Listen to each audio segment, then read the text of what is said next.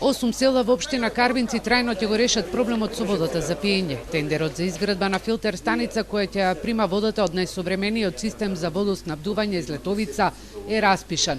Инвестицијата за 3400 жители чини 2.700.000 евра. Карбинци е првата општина која ги користи средствата за целосно ставање во функција на Злетовица, од која што со вода се снабдуваат само 2 општини, а е проектиран за вкупно 5. Жителите на оваа рурална општина, освен чиста, ќе добијат и поевтина вода за пиење.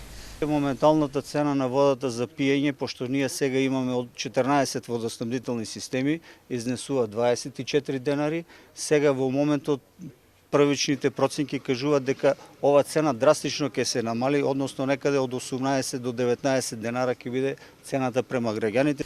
Ваква филтер станица треба да се изгради во Лозово, а во Штип и Свети Николе треба да се реконструираат. Без нивно приклучување, хидросистемот Летовица, кој е граден со заем од Јапонија, ќе остане нерентабилен. Во меѓувреме се бара и нов заем за систем за наводнување на 4100 хектари и изградба на 6 мали хидроцентрали.